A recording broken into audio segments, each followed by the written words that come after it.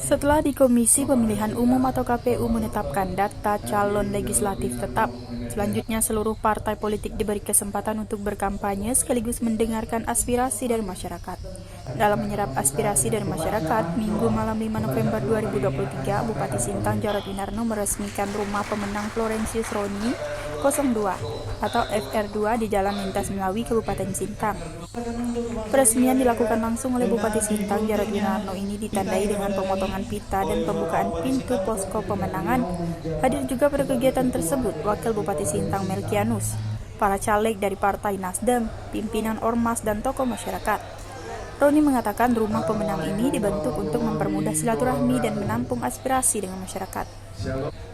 Tetapi kedepannya ketika pemilu sudah selesai, kita berikan amanah oleh rakyat, maka posko ini akan kita bentuk rumah aspirasi. Disampaikan oleh Pak Bupati untuk posko pemenangan DPR RI.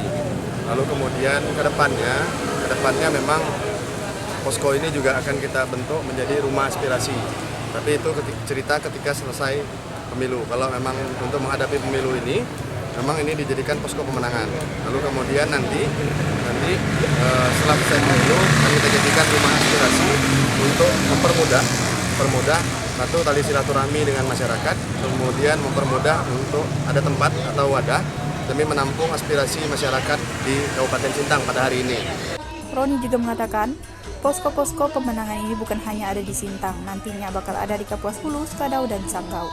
Untuk di Melawi sedang dalam proses, tapi yang udah positif itu yang nantinya posko-posko pemenangan ini juga bukan hanya ada di Sintang, tapi juga ada di Kapuas Hulu, ada juga di Skadau dan Sanggau. Untuk Melawi sedang dalam proses, tapi yang udah positif itu ada 4. Ia mengungkapkan bahwa dirinya memiliki tekad untuk menuju ke Senayan dengan beberapa alasan. Pertama, masih muda, dan kedua, sudah berpengalaman di bidang legislatif. Beliau masih bisa aktif memperjuangkan anggaran di pusat demi mempercepat pembangunan.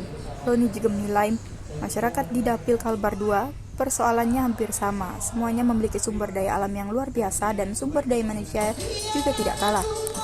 Tetapi jika boleh ditarik kesimpulan, masyarakat ini untuk mencari makan itu bisa. Hanya akses jalan dan jembatan yang menjadi sulit. Melihat permasalahan inilah yang membuatnya terpanggil untuk memantapkan diri menjadi calon legislatif. Saya memandang salah satu sebagai mungkin figur muda lah, karena saya masih umur 34 tahun. Saya masih bisa aktif, kemudian bagaimana memperjuangkan anggaran Jakarta di pusat untuk masuk ke Kabupaten Sintang demi mempercepat proses pembangunan yang ada di Kabupaten Sintang khususnya pada hari ini. Kemudian ketika ini awalnya nih, ketika saya udah berjalan ke Kapuas Hulu, ke Melawi, kemudian Sanggau, Skadau, Sintang sendiri, ternyata persoalannya hampir sama.